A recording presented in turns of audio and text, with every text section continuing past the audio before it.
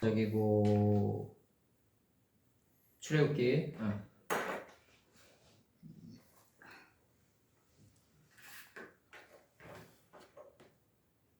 출애굽기 32장 4절. 빨카후 미야담 빨차르 오토 빠 헤레트 그 다음에 빠 오세후 요 복수죠. 요두랑 슐레가 합쳐서 3인칭 복수죠. 야겔 마셰카 그 다음에 빠 오메루 빠오메루 엘레 이게 대죠. 대 이게 엘레가 대인데 에레헤카 이스라엘 아세루 해 루카 메 에레츠 리 츠라임 이렇게 되는 거죠. 이제 야차레 이제 적도 맨무 들어가 동사를 이제 야차레 동사를 명사화시키는 적도 맨무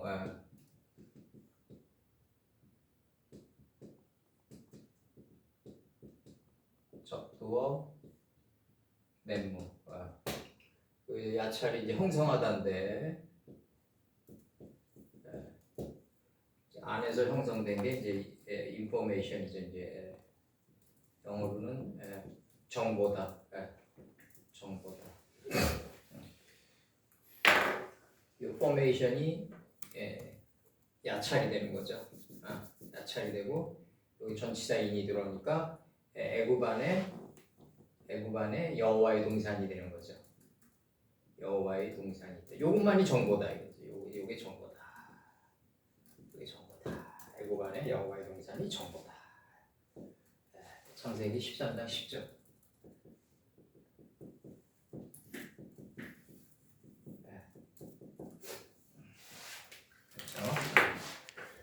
그렇죠. 그래서 여기서 이 루카우는 본이죠. 본. 루카우는 본이고 그래서 루카우는 본이 되는 거죠. 불집게죠. 불집게. 그가 그들의 손에서 받아 출신 발원지를 나타내는 전치사. 발원지를 나타내는 전치사. 3인칭 복수.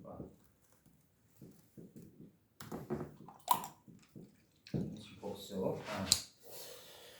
요즘 와서 이렇게 문법을 다 해주는 게 우리만 있는 건 아닌데 이제 이게 내가 왜 요즘 와서 문법을 이렇게 좀 자세히 해주냐면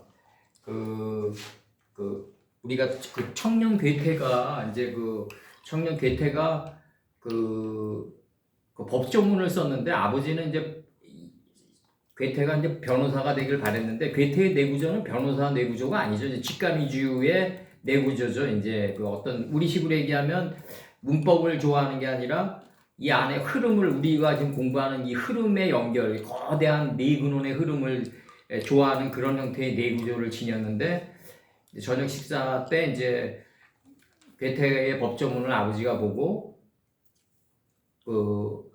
라틴어로 된 법조문을 번역해서 이제 아버지에게 이제 검사를 맡는 거예요. 그러니까 이제 아버지가 그러니까 문법이 좀 잘 안 맞는 문장이 몇 개 있는데 딱 그러니까 괴테가 의미가 달라지기 때문에 수정했다 그런다고요. 괴테가. 그러니까 안에 네 근원이 흐름이 저거 하기 때문에 문법을 수정했다 이렇게 얘기해요. 괴테가.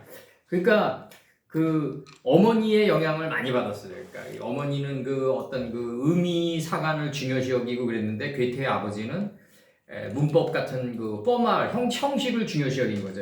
왜 이 얘기를 하냐면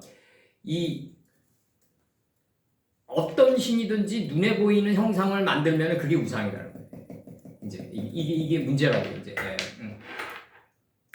그래서 내가 여기서 어저께 밤에 공부하면서 악령을 어저께 오랜만에 다 읽었어요. 그래서 이제 뭐라고 그러냐면 악령을 읽으니까 이제 거기서 이제 그런 얘기를 해요. 우상은 자신 안에 있는 사상과 생각이다 이거죠. 도스토옙스키는 악령은 안에서 우러난다 이거예요.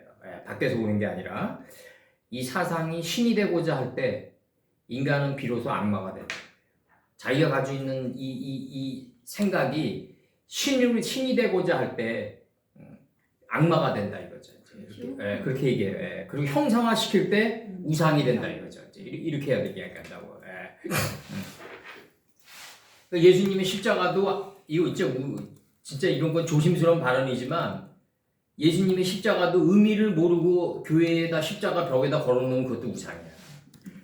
차라리 닮아가 낫다고. 자기 동자가 감기에 걸려서 독감에 걸려서 죽어가니까 부처고 나무 불상 뽀개가지고 떼라고 그러잖아. 차라리 그게 낫다고 차라리.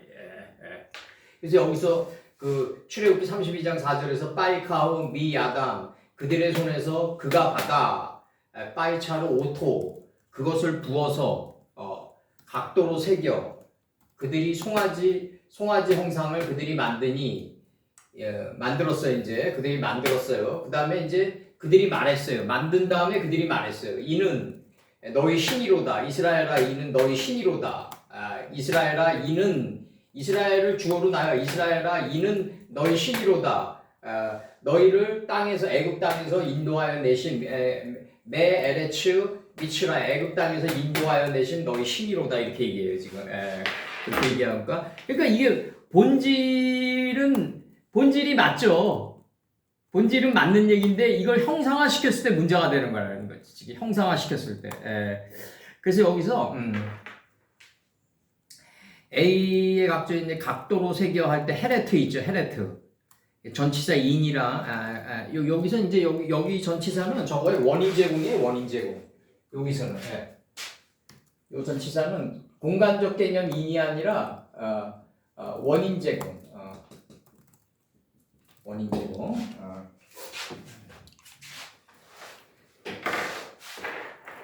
헤레트. 요 헤레트. 이사야 8장 1절. 여호와께서 내게 이르시되 너는 큰 서판을 취하여 그 위에 통용 문자로 마헬 살랄 하스바스라고 적으라 이거죠 지금. 이게 요 마헬 살랄 하스바스가 이게 뭐냐면 노략이 신속하게 이루어지다예요. 이게 지금 뜻이 이게 지금 여러 단어가 겹쳐서 나와서 그런데 이게 이제 이사야의 둘째 아들이란 말이에요 지금. 그러면서 이제 이게 신속하다죠. 살랄 들어오고 그 다음에 하쉬 들어오고 그 다음에 바즈 들어온단 말이에요. 이제 이렇게 요 세 단어가 합쳐가지고 마할 살렐 하스바스라고 그래요. 마헬 살랄 하스바스라고 한다. 이렇게 이사야의 둘째 아들이다. 이스라엘의 둘째 아들이고 이사야가 아무리 훌륭한 사상가였더라도 또 자식이 훌륭해지진 않더라고. 사무엘도 그렇고요. 요거 이제 이사야서 8장 3절을 보면요. 이게 뭐라고 나가냐면 지금요? 이거 8장 지금 8장 여기서 1절에서는 처음에 나와요. 이게 마할살랄 바스가 그다음에 이제 왜 이렇게 이름을 전나는 이제 3절과 4절에 나온다고. 내가 내 아내와 동침함에 그가 잉태하여 아들을 낳은지라 여호와께서 내게 이르시되 그 이름을 마헬 살랄 하스바스라 하라. 이는 이 아이가 내 아빠 내 엄마라 할 줄 알기 전에 다메섹 제물과 사마리아의 노략물이 아수르 왕 앞에 옮긴 바 될 것임이니라. 이렇게 돼 있어요 지금. 노략물이 신속하게 아수르 왕으로 옮겼다 이럴 때 이제 마헬 살랄 아스바스가 되는 거야 뜻이. 이제 왜 이렇게 이름을 전날을 지금 4절에서 설명하는 거예요 지금. 그러니까 요 사전 찾으면은 노략이 신속하게 이루어지다예요. 약취나 노략이 신속하게 이루어지다. 그게 마할 살랄 바스인데 그 다음에 이제 출애굽기 32장 8절에서 뭐라고 나가냐면 출애굽기 32장 8절에서 이렇게 나가요. 내가 그들에게 명한 길을 속히 떠나 자기를 위하여 송아지를 부어 만들고 그것을 숭배하며 그것에게 희생을 드리며 말하기를 애굽 땅에서 인도하여 낸 너희 신이라 하였도다. 이렇게 나와요. 여기서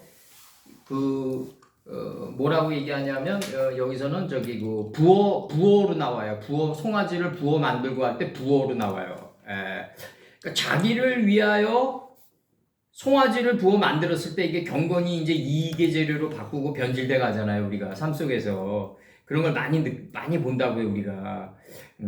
그러니까 이게 자기를 위하여, 근데 진정으로 우리가 하나님을 믿는 거는 내 자신을 위해서 믿는 거 아니에요? 엄밀히 따지면.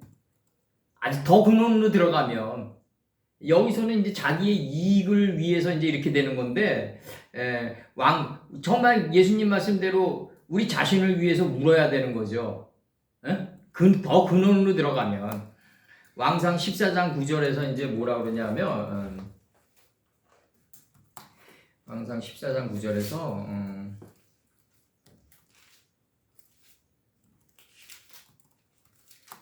14장 9절에서 뭐라고 얘기하냐면 너희 이전 사람들보다도 악을 행하고 가서 너를 위하여 다른 신을 만들며 우상을 부어 만들어 나의 노를 격발하고 나를 내 등 뒤에 버렸도다. 이렇게 등 뒤에 떨어져야 돼요. 원래는 예수님의 뜻이, 하나님의 뜻이 등 뒤에 떨어져야 된다. 그래서 여기서 이제 이렇게 나왔고, 그러니까 이게 이제 자기를 위해서 형상을 만들 때, 손흥민이가 그렇게 인격도 훌륭하고, 또 축구도 잘하니까, 또 사회적인 봉사도 잘하니까 동상 만들자고 그러는데, 거기서부터 이제 미끄러지는 거예요. 동상을 만들면.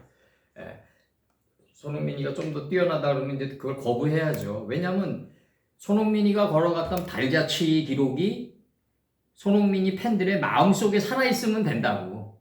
굳이 형상을 안 만들더라도. 마음속에 살아있는 것도 아마 하나님은 별로 달갑게 생각 안 하실 거예요. 내가 볼 때. 여기 에겔, 에겔이 요게 뭐냐면 이제 송아지인데, 열왕기하 17장 16절.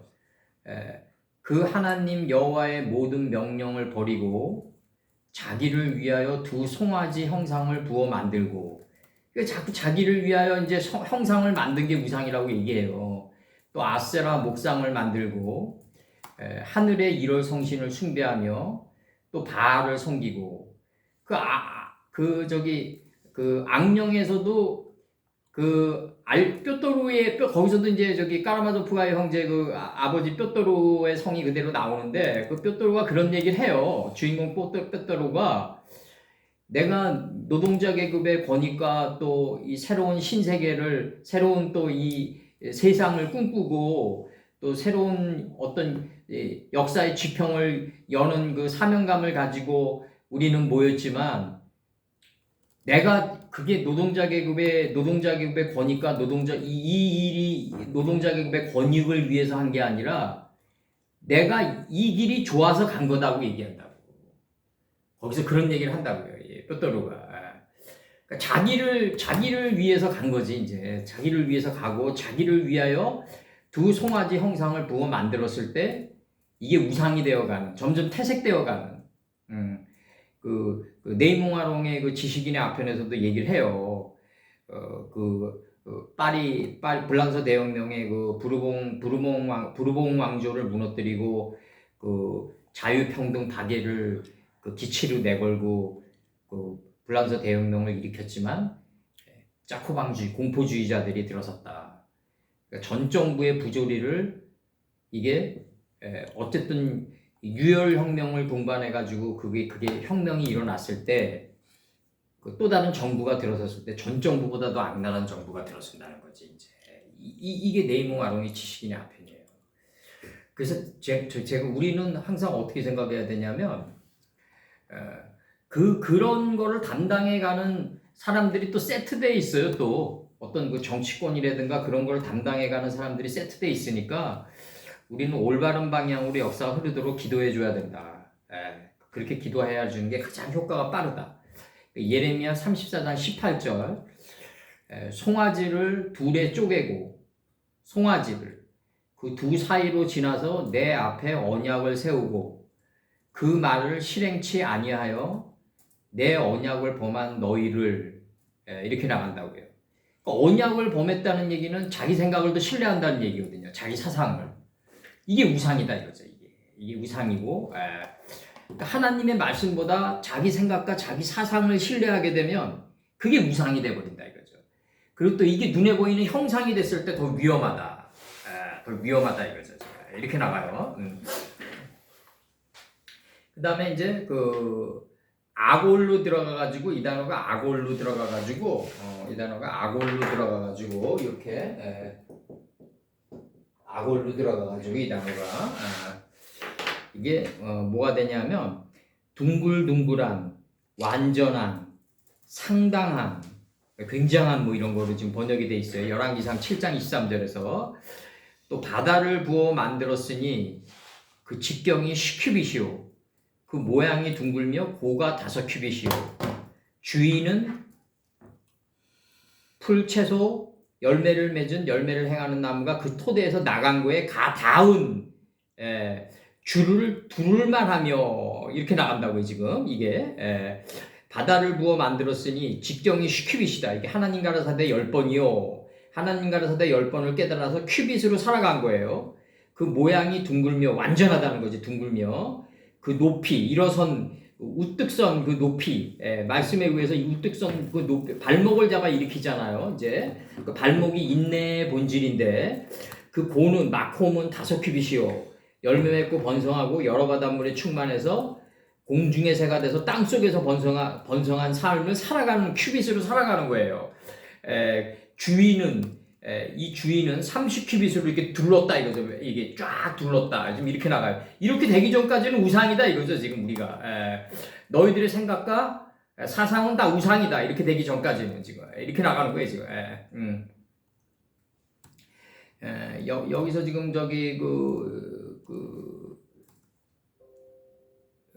다음에 열왕기상 7장 22절 두 기둥 꼭대기에 백합화 형상이 있더라.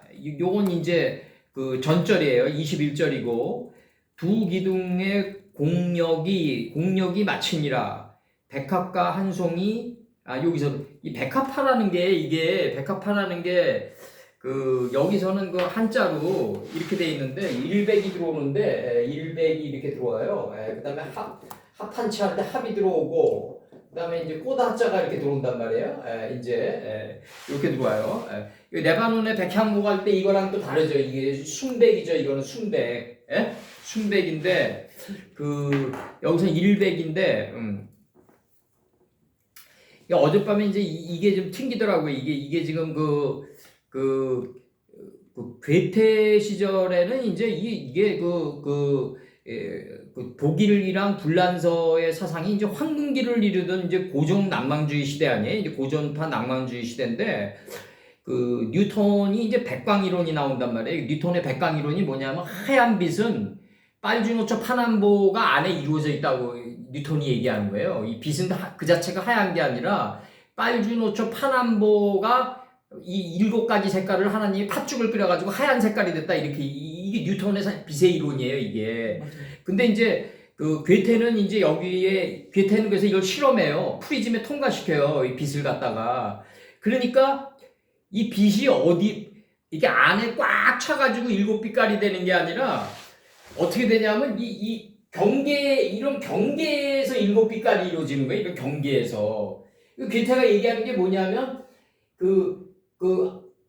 빛은 이 빛이 7빛깔로 보일 때는 빛과 어둠이 부딪히는 경계선에서 나타난다고 보는 거예요, 괴테는.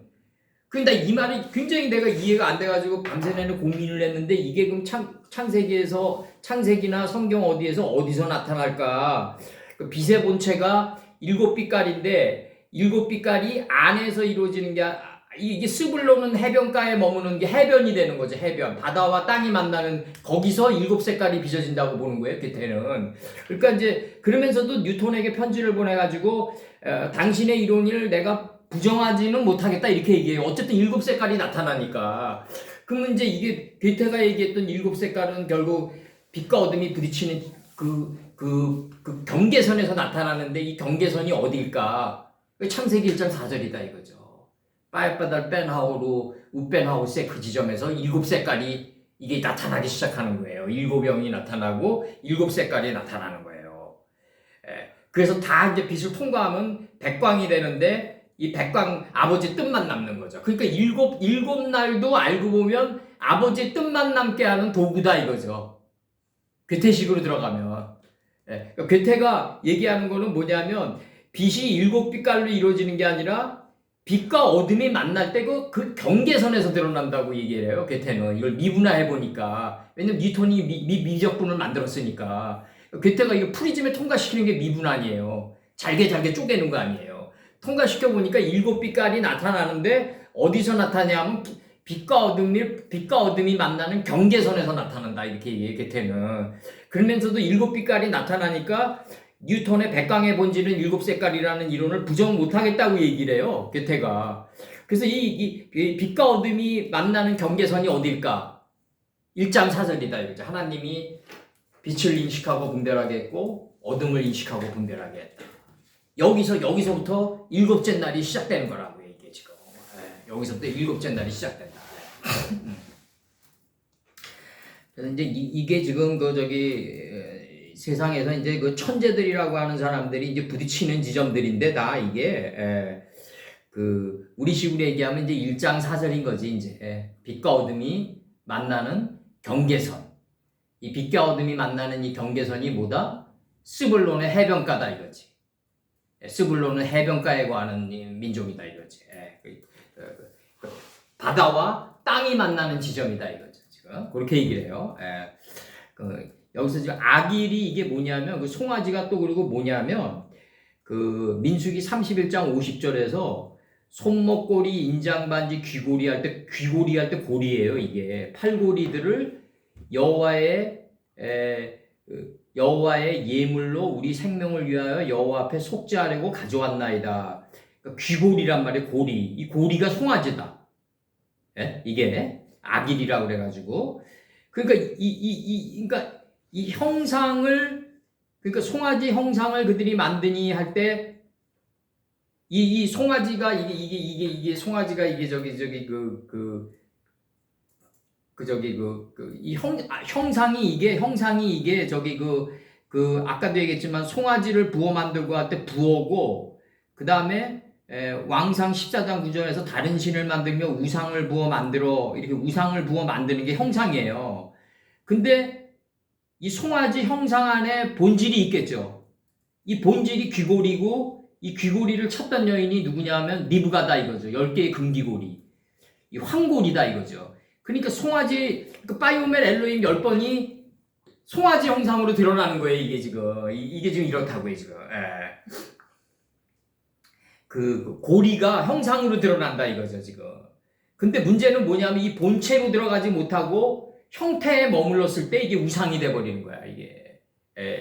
그러니까 아까도 얘기했지만 열왕기상 7장 22절에서 백합화 형상이 있으면서 이 백합화가 이게 우리가 저기서 나타나잖아요. 이 백합화가 김성태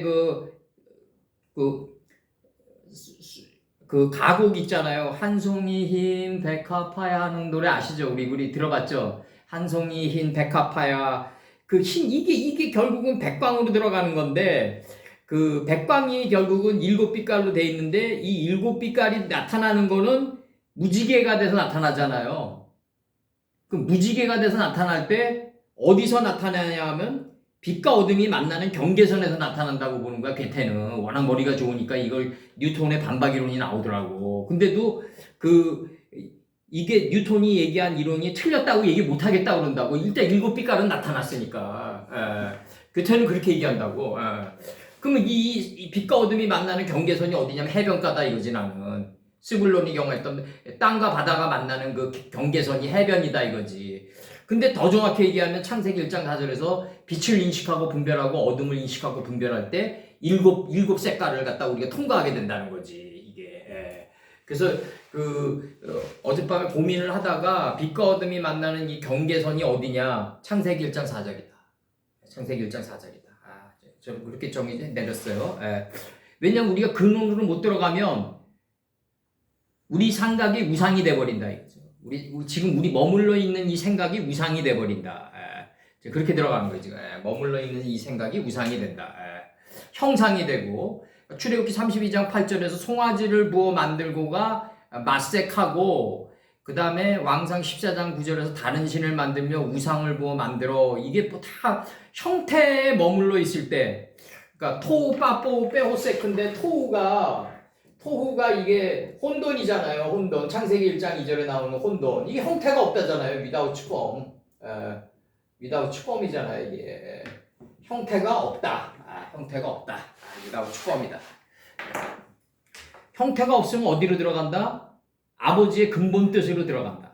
배트 안으로 들어간다. 이렇게 되기 전까지는 이렇게 돼가지고 백합화 형상이 그 백합화 형상이 있어가지고 여기서 이렇게 되어가지고 열왕기상 7장 23절에서 바다를 부어 만들어가지고 직경이 10큐빗이요 그 모양이 둥글며 그 고는 5큐빗이요 주위는 30큐빗줄을 두를만 하며 단계에 들어가기 전까지는 다 우상이다 이거죠. 다 우상이다. 그러니까 아나니아 사피라 사건에서 땅 얼마를 남겨놓은 거는 뭐다? 직경 10큐빗 고는 5큐빗 주위에 30큐빗 줄을 두른 이 땅을 남겨놓은 거예요. 그러니까 최후의 소재로 남겨놓은 거라고. 그게 뭐 땅 100평이 있는데 99평은 바치고 1평은 꼬비 쳐놨다 이런 게 아니라고요. 그게 그런 뜻이 아니다. 최후의 소재를 남겨놓은 거다.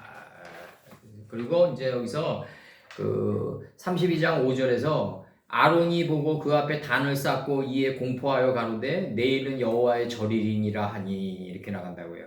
그러니까 마하루가 들어오고 후일이 들어오는데 여기서 지금 이 후일이란 거는 이거 우리가 그 내일이 아니라 이 후일이란 게 내일이 아니라 미래가 아니라 과거가 아브라함 때 팠던 우물을 다시 파기 때문에 과거가 다시 아사되는 게 내일이다 이거지. 그러니까 그 창조라는 거는 과거 속에서 미래가 창조되는 거다 이거지.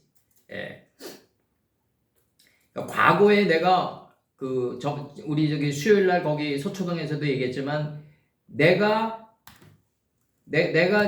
과거에 기도하세요라는 어느 사모의 얘기 하나도 과거의 말이지만 오늘 이 순간을 살아가면서도 다른 말씀으로 교훈의 빛이 돼서 다가오고 또 내일도 또 다른 교훈이 돼서 다가오더라. 그러니까 과거에 일어났던 일이 오늘 다시 창조되는 거다. 내일 다시 창조되는 게 내일이다. 미래다 이거죠. 그렇게 보는 거죠.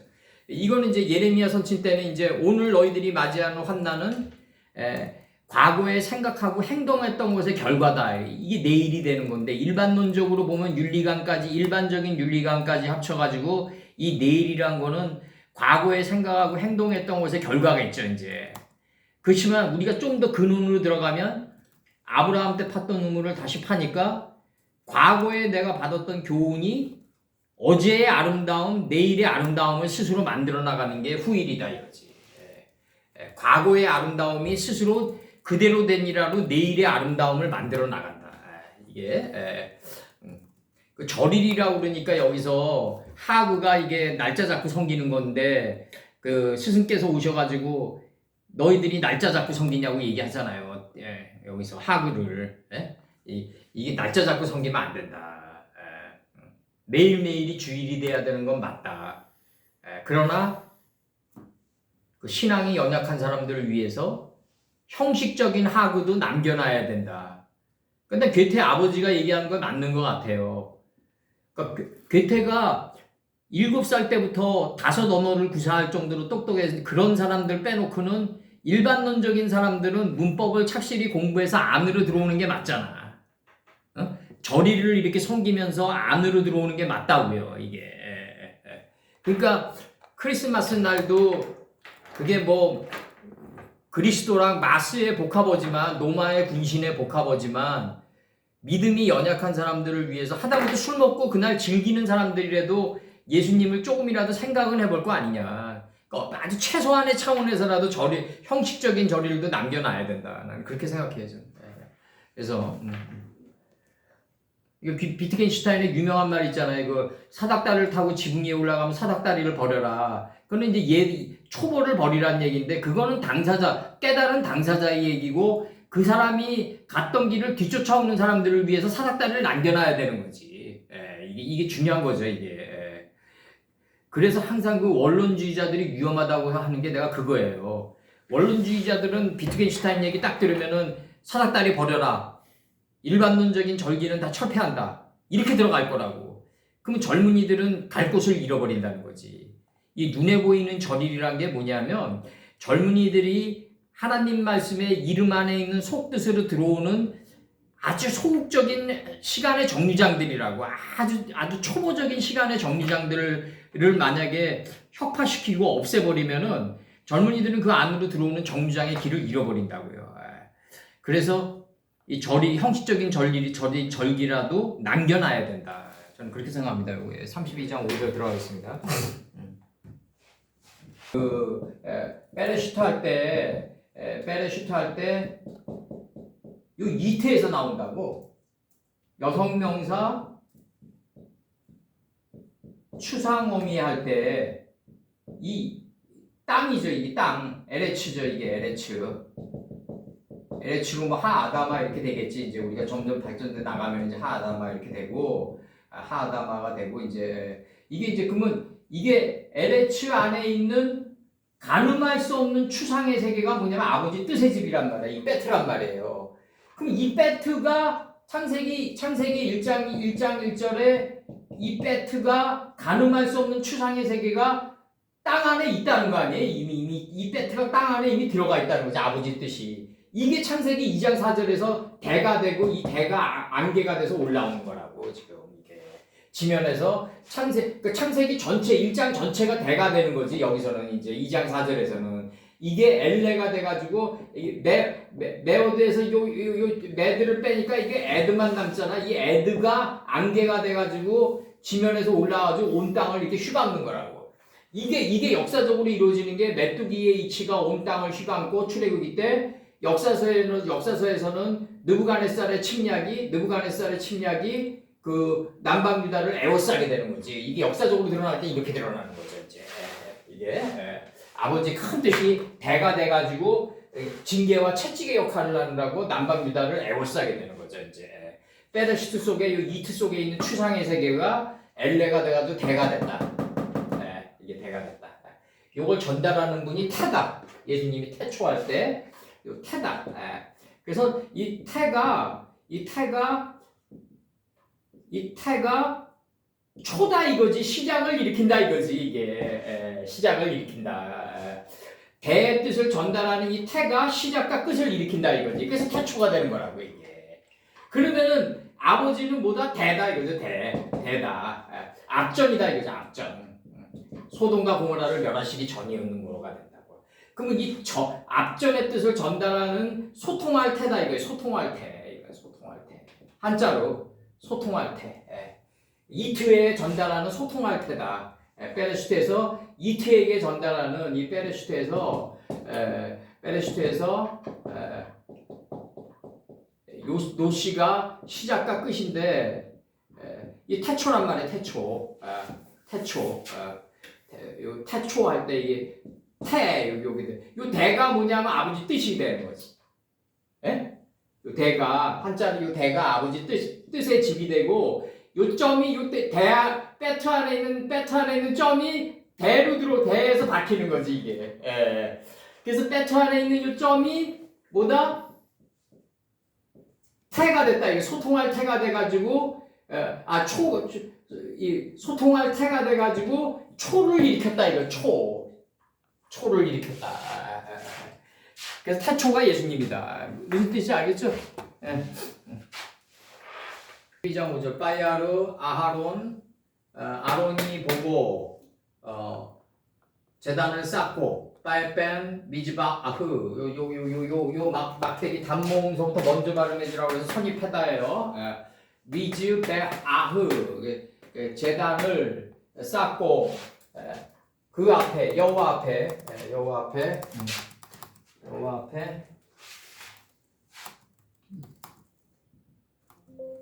3인칭 단수 3인칭 단수 결국 이제 어학은 인칭 받아주는 게 전부야. 그게 흐름이 되는 거고, 네. 그게 전부라고. 영어든 히브리어든 뭐. 그러니까 아론이 선포하여 가로되 내일은 여호와의 절기이니라 하그이니라. 그럼 이제 이 하그라는 게 이게 날짜 잡고 섬기냐 그러잖아 스승께서. 그러니까 이게 지금 매 순간 인식해가지고 매 순간 내가 두 다리가 쩔뚝발이가 되면 무피보셋이 되면은 여호와 아니 6월절이 되는 거 아니에요 그 자체가. 삶 자체가 절기여야 된다. 무척 이제 어려운 경지를 요구하시는 거지 이제 아버님이. 근데 이제 마하르가 이제 창세기 30장 33절에서 후일에 외삼촌께서 오셔서 후일에 30장 33절 후일에 외삼촌께서 오셔서 내 품삯을 조사하실 때에 나의 의가 나의 표징이 되리이다. 내게 혹시 염소를 아롱지지 아니한 자나 점이 없는 자나 양중 검지 아니한 자가 있거든 다 도둑질한 것으로 인정하소서. 이렇게 나가요. 이 아롱지다가 이제 우럭우박 맞는 말이 되는 건데 이제 역경과 고난을 통과해가지고 자자한 흔적이 있는 게 자자한 흔적이 이제 이게 이 점이 없는 결국 이 점이 있다는 얘기는 뭐냐면 점이 없는 자라는 게 뭐냐면 화염의 자리가 덤덤해지는 단계로 들어가는 거예요. 이게 지금 점이 없어진다는 얘기가. 그래서 양중 검지 아니한 자가 있거든 다 도둑질한 것으로 인정하소서. 이게 이제 우리가 옛날에 이거 했으니까 이거는 나중에 좀 더 자세히 나가자고. 그래서 민수기 14장 25절에서 아말렉인과 가나안인이 골짜기에 거하나니 너희는 내일 돌이켜 홍해 길로 하여 내일 돌이키라고 그래요. 홍해 길로 하여 광야로 들어갈지니라. 이렇게 나가요. 아말렉인과 가나안인이 골짜기에 거하나니 이렇게 나가요. 너희는 내일 돌이켜 홍해 길로 하여 광야로 들어갈지니라. 그다음 여기서 내일로 나오고 그 민수기 16장 7절 내일 여기서 내일이에요. 여호와 앞에서 그 향로에 불을 담고 그 위에 향을 두라. 그때 여호와의 택하신 자는 거룩하게 되리라. 레위 자손들아 너희가 너무 분수에 지나치느니라. 이렇게 나가요. 그 다음에 여호수아 3장 5절 여호수아가 또 백성에게 이르되 너희는 스스로 성결케 하라. 여호와께서 내일 너희 가운데 기사를 행하시니라. 내일 너희 가운데 기사를 행하시니라. 이게 내일 너희 가운데 기사를 행한다는 얘기는 과거에 했던 거를 다시 좀 더 깊게, 좀 더 넓게, 좀 더 길게 행하겠다는 얘기지. 이게 과거에 행하지 않은 일을 갑자기 새로운 걸 내일 행하겠다는 말씀이 아니라고요, 이게. 그러니까 오늘날 내가 어떤 환난을 당해가지고 잘 극복했다. 그럼 다음에 더 큰 환난에 대비하라고 그 화염의 자리를 준다고 생각하면 돼요. 화염검을. 우리가 그걸 항상 염두에 둬야 된다고. 여호수아 3장 5절에서 여호수아가 또 백성에게 이르되 너희는 스스로 성결케 하라. 여호와께서 내일 너희 가운데 기사를 행한다. 이거 과거에 행했던 것이 새로운 교훈의 빛으로 계속 너희들에게 우러날 거다. 이걸 지금 얘기하시는 거고, 그 잠언 27장 1절에서 너는 내일 일을 자랑하지 말라. 하루 동안에 무슨 일이 날는지 네가 알 수 없음이라. 근데 이런 문장을 우리가 조심해서 들어야 되는 게, 우리 아버지는 우리 알기를 원한다 이거지. 아버지는 나 알기 원한다. 그러면 알면은 작은 뭉게구름이 일어날 때 방향회전을 할 수가 있다는 거지. 그러면 하나님은 충분히 알려준 다음에 뭐 트리플로 역경 트리플 추라블이 오든지 뭐 더블 추라블이 오든지 그렇게 일으키는 거지. 무슨 일이 일어나는지 알 수 없는 상태에서 일으키지 않는다는 거지. 하나님의 종들에게는 충분히 작은 뭉게구름이 적은 일을 계속해서 쌓인 메커니즘으로 보낸다 이거지 아버지께서는. 그 다음에 그게 뭉쳐가지고 큰 일로 착시현상이 일어나는 것 뿐이지 과거에 일어났던 일의 연속이에요. 오늘날 후일이란 건, 내일이란 거는. 그러니까 우리가 영의 촉이 살아있어가지고 오늘날 내가 어떤 상황에서 어떤 걸 겪어나가는지 충분히 습득하고 안 다음에 아버지는 어떤 그 다음의 상황을 설정하고 또 우리에게 만나게 해주신다. 그러니까 이게 잠언 27장 1절도 우리가 잘 새겨들어야 된다고요. 너는 내일 일을 자랑하지 말라. 이거는 이제 뭐 마취된 에글론을 얘기하는 거죠. 여기서는 모아방 에글론이 마취당해가지고 이게 자기 자신에게 자기 생각과 사상에 빠져가지고 둔감한 자가 되니까 이제 그 에웃의 왼손잡이 에웃에 해가지고 찔려가지고 오른손으로 이제 꿰뚫림을 당하는 걸 얘기하는 건데 그 사사기에서는 여기서는 잠언 27장 1절에서 너는 내일 일을 자랑하지 마라. 하루 동안에 무슨 일이 일어날는지 내가 알 수 없음이라. 우리가 알아야 된다는 거지. 나는 알아야지 충분히 대비하면서 그 대비한 상태에서 하나님은 어떤 쓰나미라든가 복이라든가 이런 거를 다 알게끔 하신다. 요즘에서 아버님이랑 이렇게 대화 형태로 기도하면서 내가 많이 기도하는 거는 뭐냐면 운동할 때 이게 공원에서도 걸으면서도 아버지 만약에 과거에 우리 인생의 걸음이 행복이 왔는데 지나고 나서 아는 게 너무나 많습니다. 내가 꼭 고백을 해.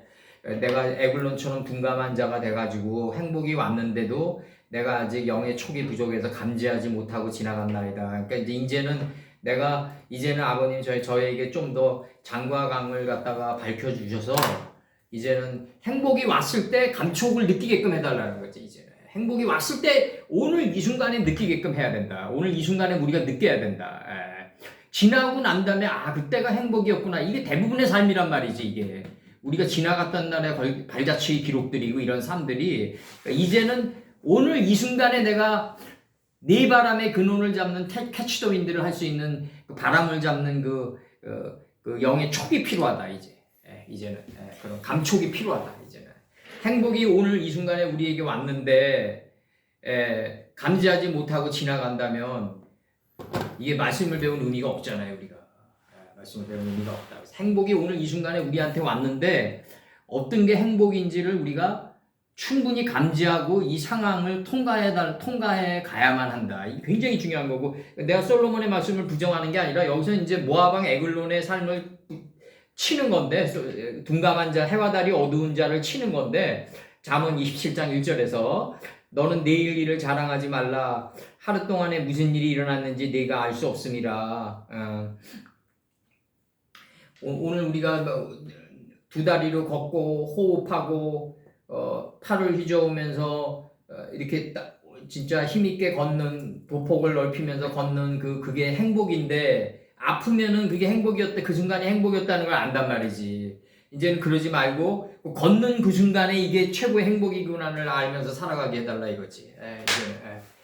그게 이제 이 말을 부정하는 게 아니라 그래서 그 다음에 이제 출애굽기 32장 6절 이튿날에 그들이 일찍 일어나 번제를 드리며 화목제를 드리고 앉아서 먹고 마시며 일어나서 뛰놀더라 이렇게 돼 있어요. 이게 그래서 이 뛰놀더라가 뭐다?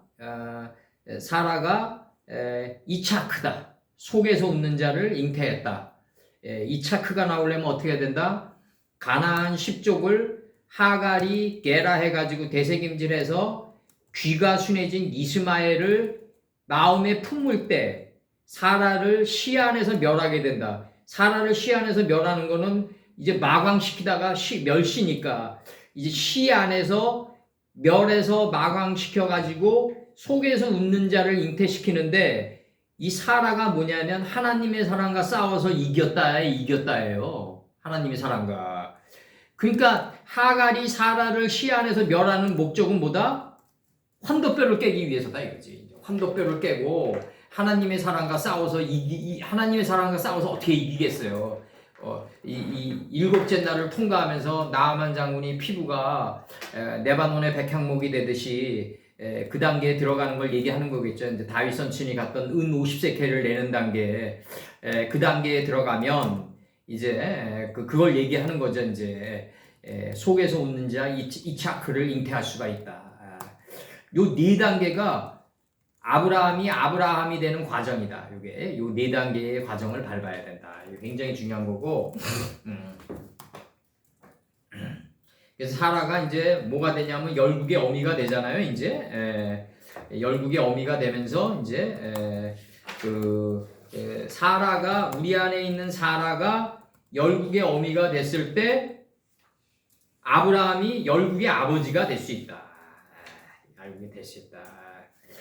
이렇게 되고 이제 요거 짧게 내가 읽어줄게요. 창세기 18장 10절에서 그가 가라사대 기한이 이를 때 내가 정녕 네게로 돌아오리니 네 안에 사라에게 아들이 있으리라 하시니 사라가 그 뒤 장막 문에서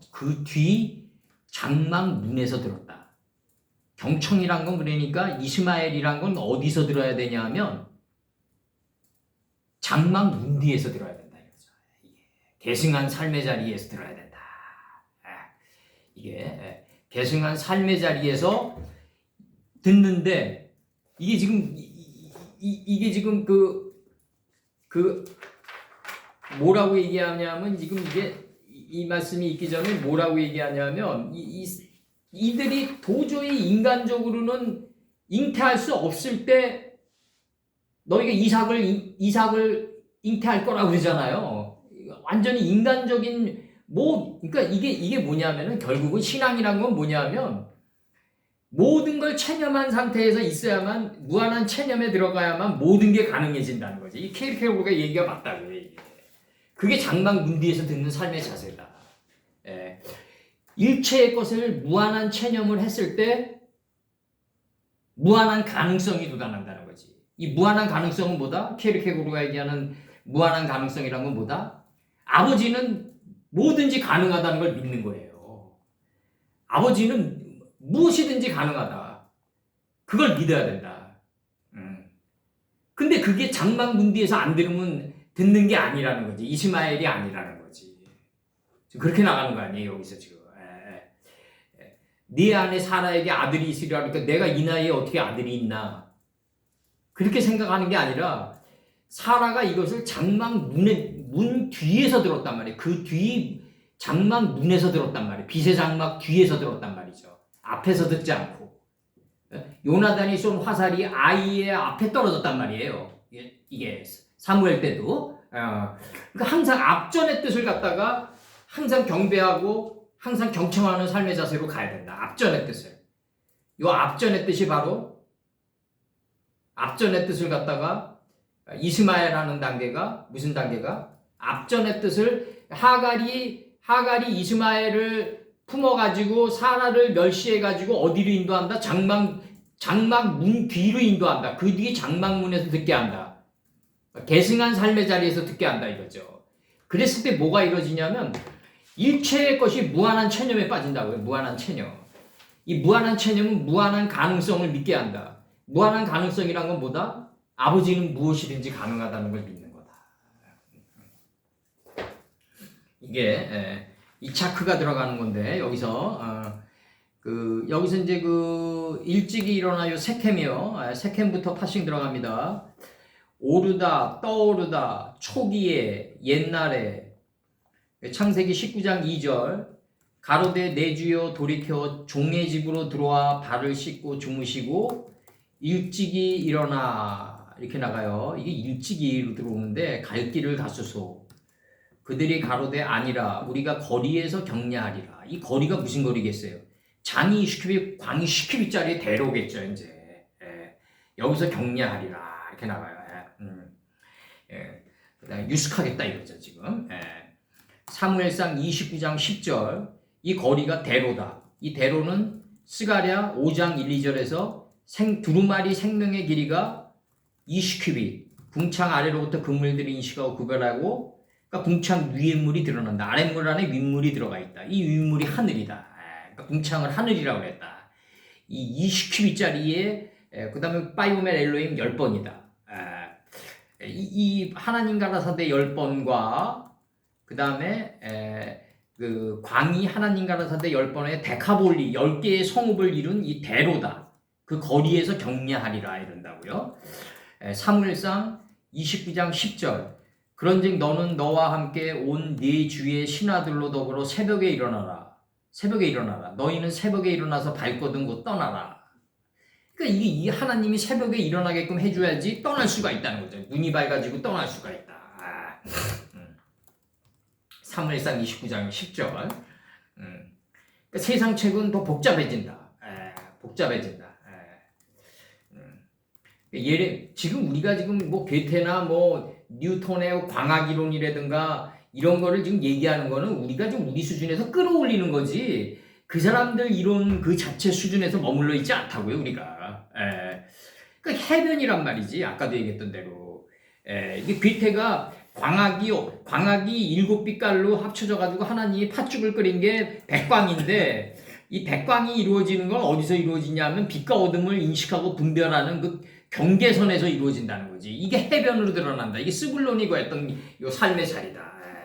해변이다. 그러니까 서쪽 바다와 상천하지가 된 땅에서 만나는 그 경계선이 바로 해변이다 이거죠. 이게 스불론의 뜻이다. 그러니까 나 여호와가 말하노라.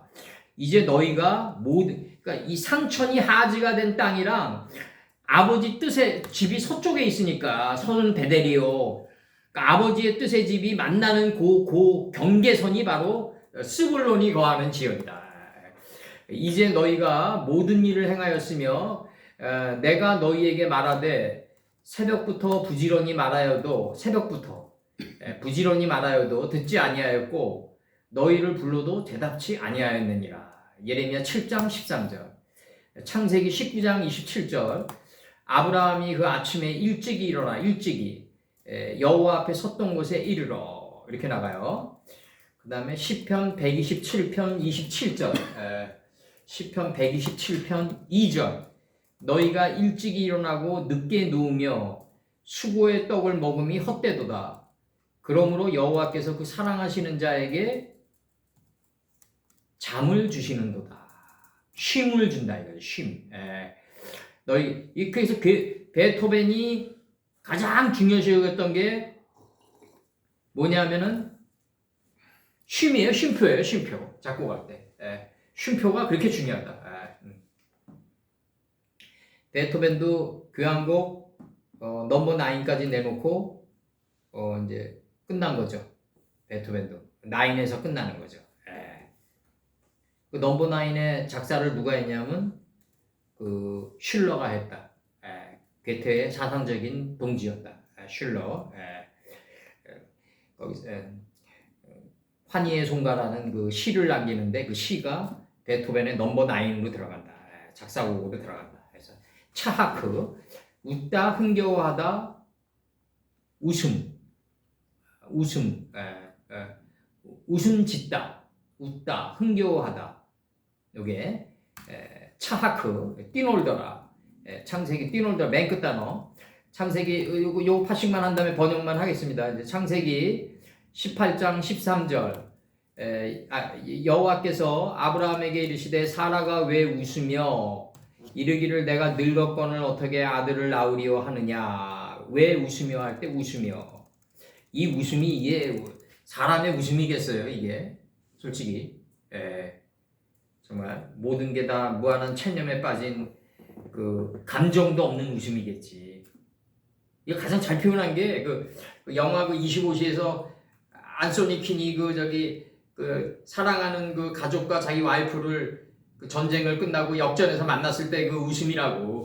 이 웃음이요. 그냥 25시의 웃음인 거지. 24시 안에 없는 거지 그 웃음은요. 창세기 18장 15절. 사라가 두려워서 승인치 아니하여 가로되 내가 웃지 아니하였나이다. 가라사대 아니라 네가 웃었느니라. 이렇게 나가요. 18장 15절에서 웃었다 이거죠 지금.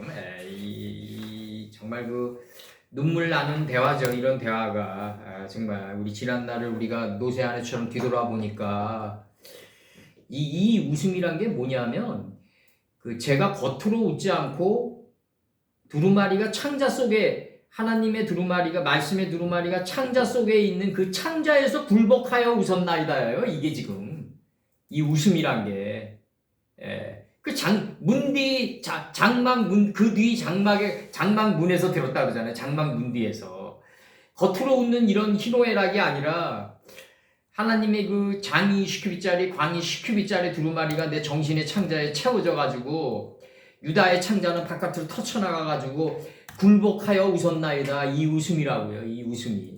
예. 그래서 이게 그 우리 첫 편제로 들어가면 아버지가 두 눈을 멀게 한 그 아버지마저도 다 그 용서하고 삭히면서 나오는 소리의 구옥타브겠죠 여기서. 서양의 뭐 프레디 머큐리가 퀸에서 뭐 그냥 웸블리 구장에서 냅다 지르는 그 7옥타브 뭐 그런 거랑은 차원이 달라요. 우리 음악이 이게 차원이 다르다. 상대가 안 된다. 가치로 볼 때 상대가 안 된다. 여기서 그 다음에 이제 창세기 21장 6절에서 사라가 가로되 하나님이 나로 웃게 하시니, 그러니까 하나님이 웃게 하시는 웃음이란 건 뭐냐면 무한한 체념에 빠지고 사람의 소망이 다 끊어진 속에서 다시 우러나오는 웃음이다. 이게 차원계가 다르다. 이 웃음이란 거는 어떻게 말로 표현할 수가 없는 거죠. 어떻게 보면 노자 말대로 표현하면 우스꽝스러워지겠지. 응? 그걸 뭐 허탈하다고 표현해요? 아니면 뭐로 표현하겠어요? 게오르기가 그나마 이제 25시에서 24시라는 시간 차원 안에 갇히지 않는 그걸 표현한 거지. 허탈한 텅 빈 우주지. 그러니까 빠뽀가 된 웃음이지. 우리 식으로 얘기하면 그 땅은 허무하고에서 나오는 웃음이겠지. 이제. 그래서 창세기 23장 32절 나 주 여호와가 말하노라 깊고 크고 가득히 담긴 내 형의 잔을 네가 마시고 비소와 조롱을 당하니라. 비소와 조롱을 당하니라. 조롱을이라 번역이 돼 있어요. 여기서 내가 32절 없는데 23장 에스겔 23장 32절. 23장 32절. 그래서 여기서 내가 이 조롱을 당해 가지고 한과 분노가 다 없어진 그런 웃음이어야 돼요. 최소한도 여기는 나와줘야 돼. 괴테가 아니라 다윗 선친이 압살롬의 반란에 의해서 쫓겨갈 때 그 조소와 그 많은 비소와 조롱을 듣지만 다윗 선친이 저들이 나를 비웃는 저 웃음이 내일의 나의 축복이 됐지 어찌알겠냐. 그 정도는 나와줘야 된다. 이게. 그러면서 여기서 이제 내가 여기 어젯밤에 내가 악령의 그 중요한 또 문장 하나를 적었어요. 광기와 분노로 채색된, 광기와 분노로 내재된 의로운 분노는 반드시 악령이 된다. 이 악령이 된다 이거죠. 특히 정치적인 분노. 요즘 말이라는 얘기를 많이 쓰시잖아. 요즘 말이라는 얘기를 많이 쓴다. 그러니까 이게 그 다음에 예를 들어서 어느 여인과 어느 남자를 사랑했는데 그 소망이 꺾였을 때 나오는 분노. 이 모든 것도 다 악령이 된다 이거지. 가장 교화된 악령은 그거야. 의로운 분노라고 생각하면서 그것이 행동에 들어가는 거야. 이게 문제다. 이게 문제다. 이게 악령이 된다 이거지. 이게 음녀 이세벨이다 이거야. 이게 음녀 이세벨이다. 근원을 치는 거야 계속. 여호와께서 모세 32장 7절 여호와께서 모세에게 이르시되 너는 내려가라. 네가 애굽 땅에서 인도하여 낸 네 백성이 부패하였도다. 그러니까 모세가 시내산에서 엄청난 그 말씀을 습득하고 있을 때 애굽에서 인도하여 낸 모세의 생각의 백성들은 부패에 갔던 거지. 그러니까 이게 뭐냐면 모세가 시내산에서 하나님의 말씀을 습득해 가는 노력이 모세 안에 있는 생각이 부패해 가는 과정이다 이거지. 이걸 지금 이렇게 생각하면 안 된다고요. 모세는 시내산에 올라갔는데 그 시내산의 중턱에 그 평지가 있더구만 보니까 내가 그 유튜브 영상을 보니까 그 시내산 그 중턱에 있는 그 평지가 아주 좁아요. 그렇게 뭐 어떤 한 민족을 다 담을 수 있는 넓이가 아니더구만. 그러니까 이제 이게 지금 어떻게 봐야 되냐면 모세 따로 이스라엘 백성 따로 볼 게 아니라 모세가 시내산에서 하나님의 말씀을 습득하고 연구하고 공부하고 인고인화를 보내는 그 과정이 모세 안에 있는 생각의 백성이 부패해가는 과정이었다. 이게 분리되면 안 된다. 언더스탠드 되시는 거죠? 예, 예. 모세 안에서 이루어지는 거다. 이게 모세 안에서 이루어지는 거다. 사하트베는 부서지고 무너지는 과정이었다. 그러니까 이게 창세기 6장 12절에 처음 사하트란 단어가 나오는데 하나님이 보신즉 땅이 패괴하였으니 이는 땅에서 모든 혈육 있는 자의 행위가 패괴함이었더라. 부서지고 무너지는 과정이었더라 이거지. 먼지가 되는 과정이었더라. 그러니까 모세 자체의 삶 속에서 이루어지는 과정이에요. 이거 32장 7절이. 모세는 시내산에서 돌을 열심히 닦고 있는데 모세랑 같이 나왔던 백성들은 다 부조리해지는 거야. 이런 식으로 들어가면 신앙 발전 없는 거지 이거. 어? 신앙 발전. 아니 그게 말이 되냐고 그게. 모세 따라 나왔던 이스라엘 백성들은 다 부패해지는 거야. 모세 하나만 온전하고. 역사는 그렇게 세트되지 않는다. 역사는 그렇게 세트되지 않는다. 이 패괴하다가 뭐냐 부서지고 무너지다예요. 창세기 6장 12절에 나오는 게 그 땅에서 모든 혈육 있는 자의 행위가 부서지고 무너져야지 소망이 끊어지고 이 소망이 끊어진 그 자리에 뭐가 남는다? 아버지 뜻만 남는다. 아버지 뜻만 남는다. 그 과정을 지금 설명하고 있는 거다. 창세기 6장 12절의 과정이다. 요게.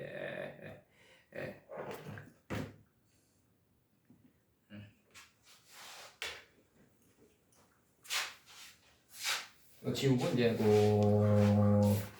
6절 번역만 이 6절 일단 6절하고 7절 뭐 같이 하든지 7절이 좀 짧으니까. 지금 이게 마시는 거는 뭐다? 이게 지식으로 받아들이는 정신의 수행작용이다. 그들이 일어나서 뛰놀더라. 이 차크했다 이거지. 이게 차크했다. 아까 했죠. 속으로 웃는 자가 되려면 가나안 10족안에 담긴 가나안 10족의 이름 안에 담긴 이 뜻을 하갈이 게라해서 되새김질해서 이순된 귀가 순해진 귀의 할례를 받은 이스마엘을 품고 이스마엘을 품으니까 사라를 시안에서 멸해서 마강시켜가지고 장이 시큐비 광이 시큐비짜리 두루마리로 채워진 그 속에서 웃는 자가 이차키다.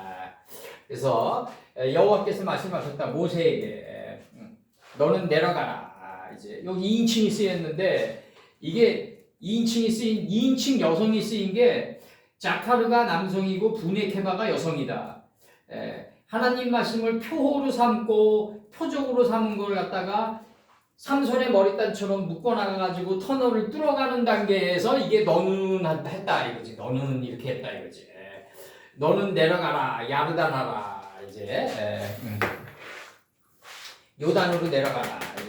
왜냐하면 관계접속사 이제 because 나와요. 뭐 때문이다.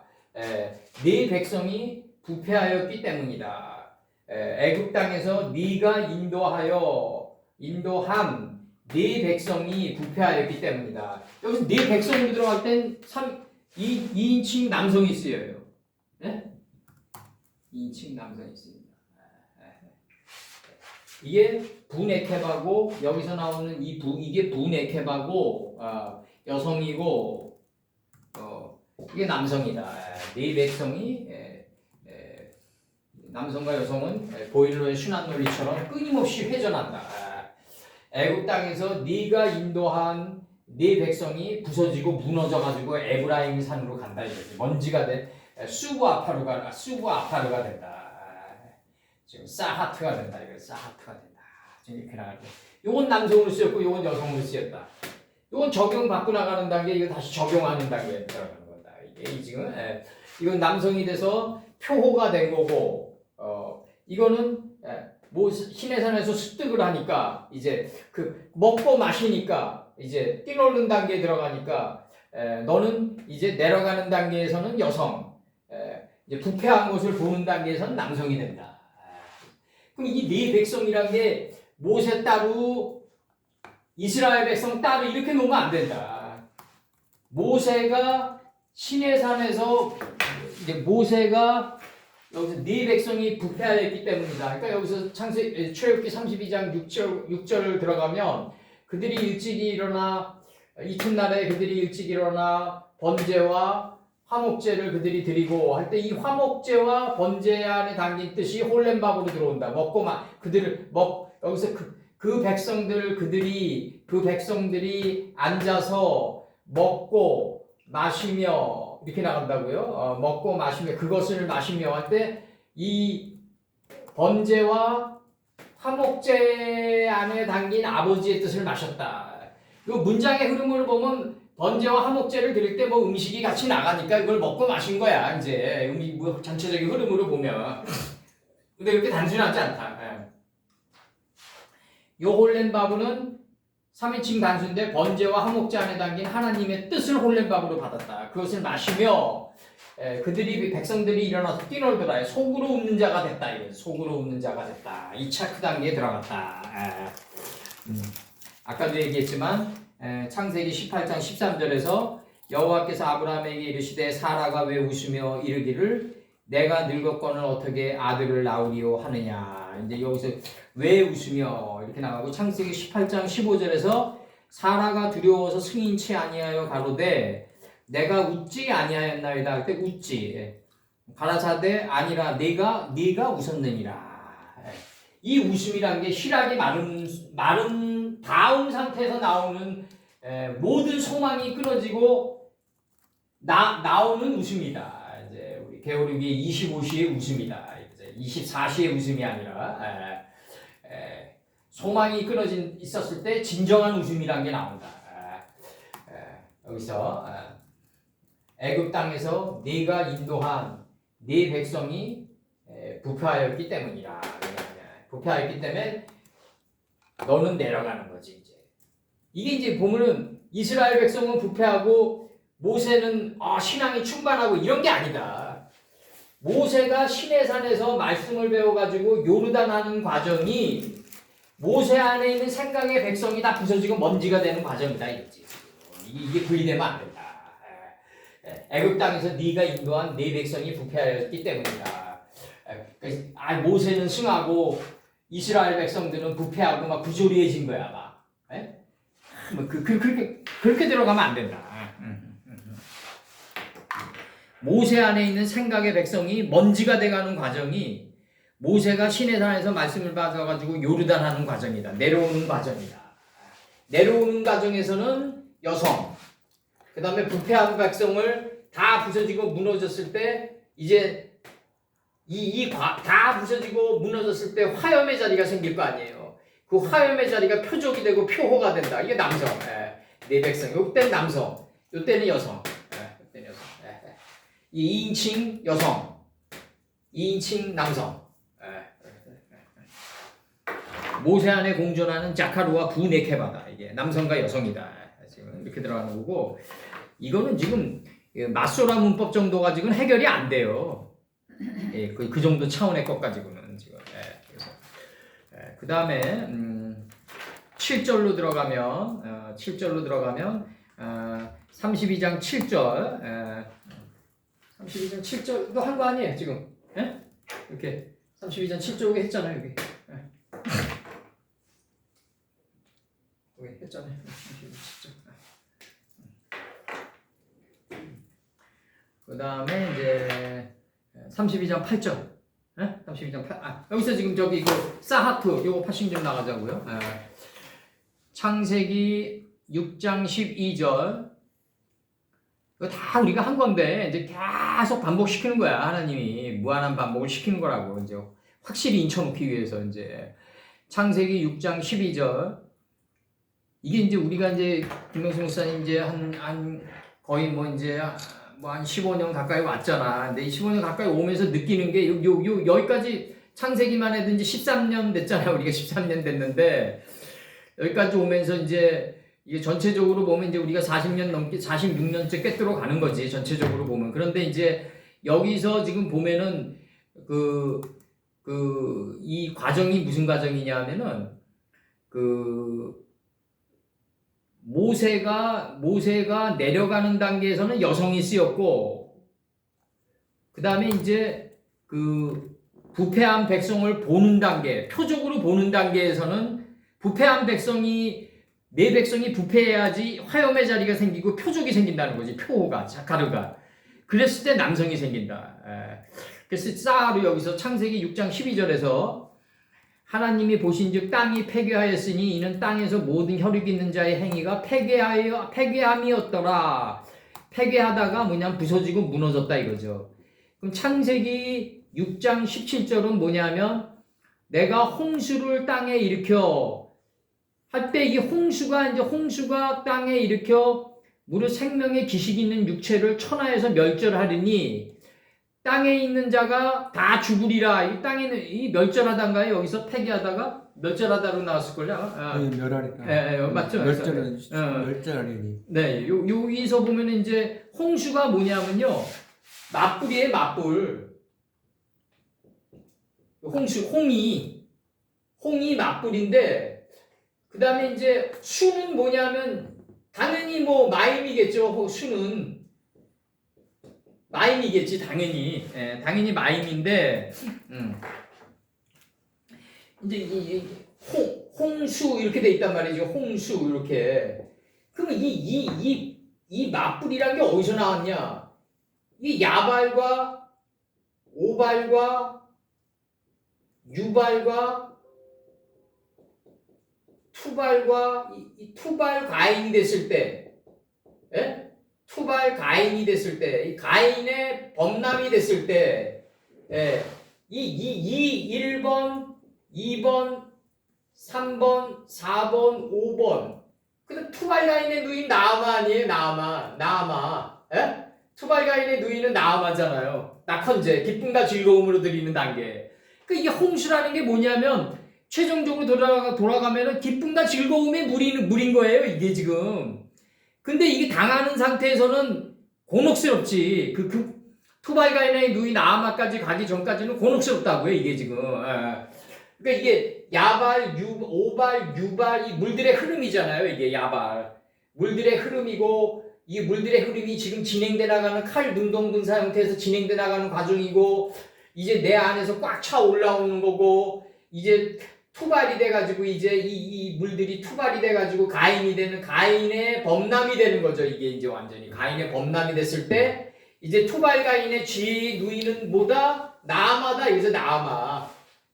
기쁨과 즐거움으로 드리는 낙헌제다 이거죠. 이게 낙헌제다. 낙헌제다. 이게 여기 과정까지 왔을 때 이 과정을 뭐라 그런다? 맞불이라고 그런다. 홍이라고 그런다. 그러니까 야발의 완성이 적도 맨무가 붙으면서 야발이 완성된 게 홍이에요. 이 홍이 수를 일으킨다 이거지. 그래서 수를 일으켜가지고 빛의 흐름이 물의 흐름이 된다 이거예요. 빛의 흐름이 물들의 흐름이 된다. 그게 홍수다. 지금 요 이해 가시죠? 하맞불이다 이거지. 하맞불. 여기서 정관사 하가 붙으면서 하맞불이 되는데 이게 홍이다. 홍은 어디서 나왔다? 야발, 오발, 유발, 투발가인, 누이 나아마까지 왔을 때 이게 홍이 된다. 홍이 수를 일으킨다. 7째 날 동안. 창세기 6장 17절.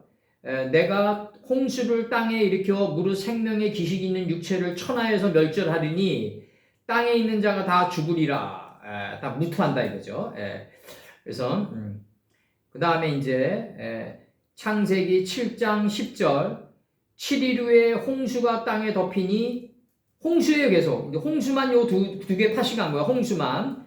요 문장을 파싱한 게 아니라 창세기 6장 17절을 파싱한 거예요 제가. 창세기 7장 17절 홍수가 땅에 40일을 있었는지라. 네, 빛과 어둠을 인식하고 분별해서 이제 주인 시간을 낮은 시간을 다스리고 야인 역경과 고난 속에서 복을 보는 단계에 있었다. 이제 홍수가 땅에 40일을 있었다. 넷째 날을 인식해서 일로 살아가게 했다. 창세기 7장 17절 넷째 날은 뭐다? 빛과 어둠을 인식하고 분별하고 낮은 시간을 다스리고 미래의 야속, 밤속, 밤이 역경과 고난 속에서 복이 숨어 있다는 걸 보는 그걸 처절하게 아주 그냥 물의 끓음처럼 선명하게 인식한 삶으로 살아가는 게 일이다 이거죠. 일이다. 그렇게 홍수가 땅에 40일이 있었다. 에스겔 3장 17절, 에스겔 3장 11절 그가 열국 중에 강포한 자기 군대를 거느리고 와서 그 땅을 멸할 때 칼을 빼어 멸할 때 칼을 빼어 애굽을 쳐서 살육당한 자로 땅에 가득하게 하리라. 에스겔 30장 11절이에요. 그가 열국 중에 강포한 자기 군대를 거느리고 와서 그 땅을 멸할 때 칼을 빼어 애굽을 쳐서 살육당한 자로 땅에 가득하게 하리라. 요 멸할 요 장면이 에스겔 30장 11절의 장면이 뭐냐면 바벨론의 군대가 애굽을 침입할 때 모든 것을 제거하게 되는 것을 암시하고 있어요 지금. 바벨론의 군대가 이제 느부갓네살 그러니까 느부가드 야차린 이제 아버지가 1차 갈그미스 전투를 일으킬 때는 애국과 대등해요. 비교. 2차 갈그미스 전투 때 용광로 갈그미스가 2차 갈그미스 전투 때 애굽을 멸하고 그 여세를 몰아가지고 곧바로 남방 유다를 침입하는데 그 전에 애굽과의 전투를 묘사한 장면이 에스겔 30장 11절이다. 그가 열국 중에 강포한 자기 군대를 거느리고 와서 그 땅을 멸할 때 칼을 빼어 애굽을 쳐서 살육당한 자로 땅에 가득하게 하리라. 2차 갈그미스 전투 때 애굽에서 승리해요. 느부갓네살이. 그래서 1차 갈그미스 전투 때는 비교요. 그때는 느부갓네살이 왕자였어요. 아버지와 함께 참전했을 때예요. 여기서 2차 갈그미스 전투 때는 느부갓네살이 완전히 정권을 이어받아가지고 이제 정권을 휘두르면서 전쟁할 때예요. 신명기 4장 25절 BC 아마 639년쯤 될 거예요 아마. 신명기 4장 25절 내가 그 땅에서 아들을 낳고 손자를 얻으며 오래 살 때 만일 스스로 부패하여 무슨 형상의 우상이든지 조각하여 내 하나님 여호와 앞에 악을 행함으로 그의 노를 격발케 하면 이렇게 나가요. 여기서 그러니까 부패하여로 나오는 거죠. 부패하여. 요 초보 단계의 아주 낮은 단계의 부패죠. 진짜로 부패한 자는 자기를 섬기지 않는다는 거죠. 초보 단계의 부패다.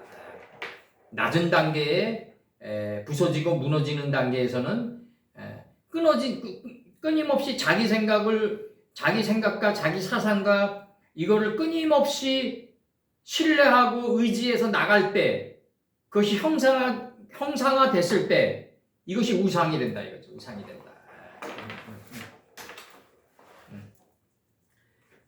32장 7절까지 오늘 여기까지만 하자고. 출애굽기는 출애굽기는 여기까지 하고 1시간 남았으니까 이제 5분 좀 쉬었다가 요한복음 들어가자.